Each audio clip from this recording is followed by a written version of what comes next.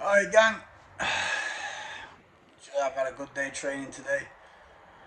I'm feeling it, I'm getting tired, plenty of running, plenty of gym. Yeah, so just thought I'd just drop by in with a daily video. Since everyone likes the jail content, I'll stick with the jail content. We'll talk about incidents and big talk, what happens in jail. This one's about conversions. As you're aware, the biggest breeding ground for radical Muslim extremists to try and turn people to convert is obviously in prison.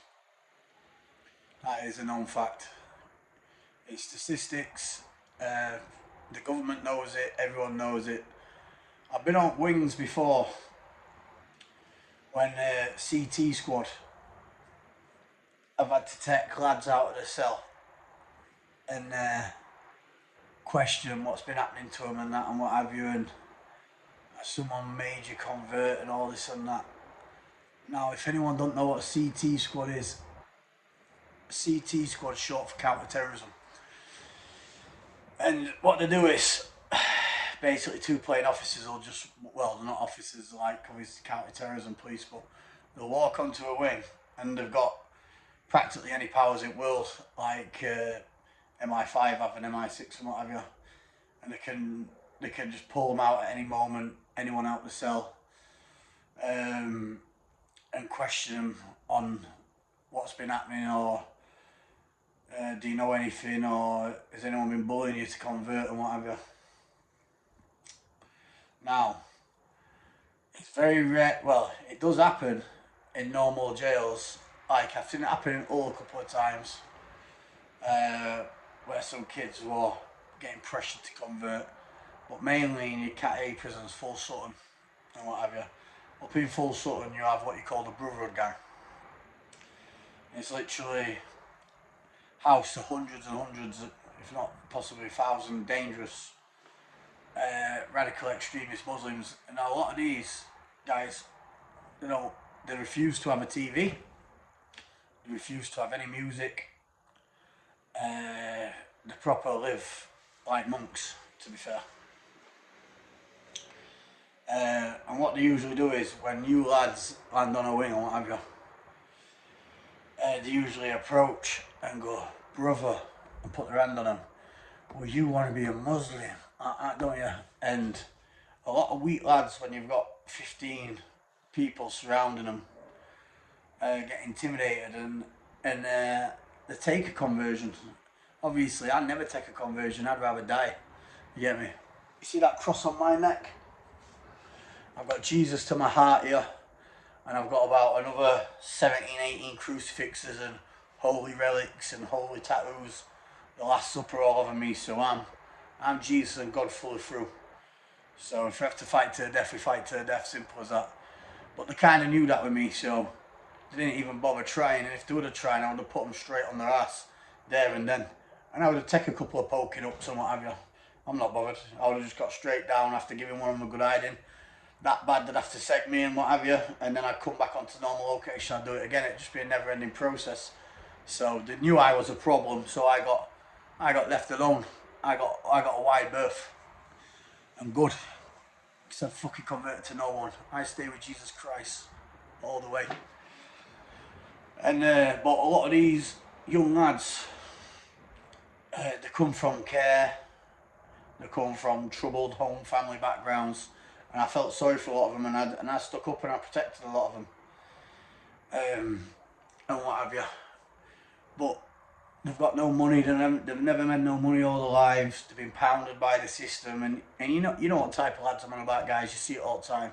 It's always the same faces who are always running out of Iceland and everything, shoplifting, like heroin addicts and kids who's had it that rough all their lives, you know what I mean?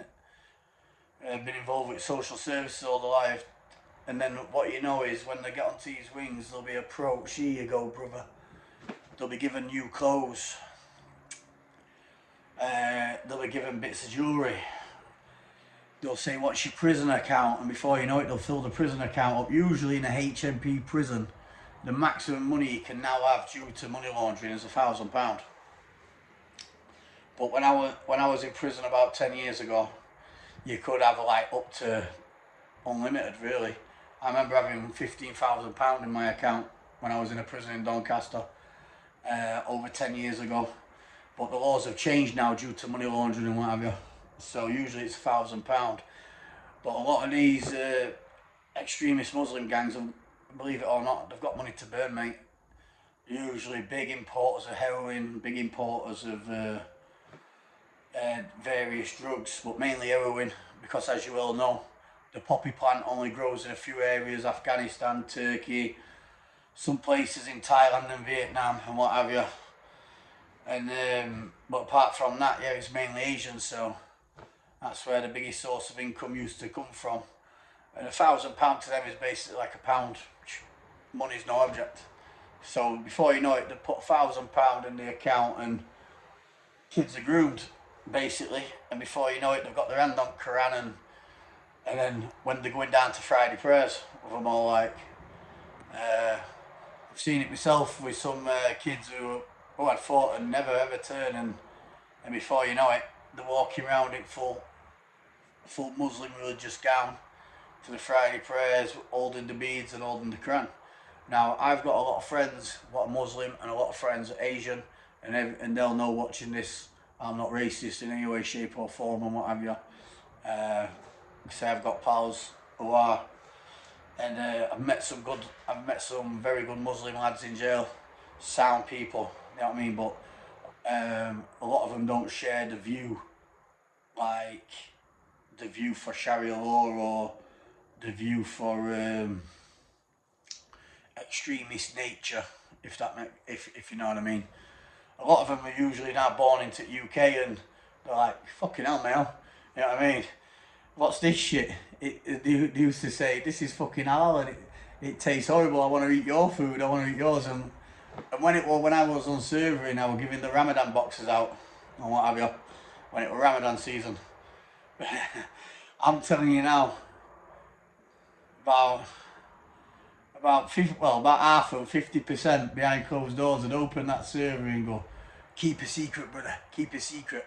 I need to eat that, and they'd eat something what's not halal, or they'd break fast with the Ramadan and what have you. But that's them. But obviously there is a lot of dedicated Muslims out there who are 100% and what have you. And I'm not one here to call anyone's faith, not at all, because your faith's your faith. I've got my faith.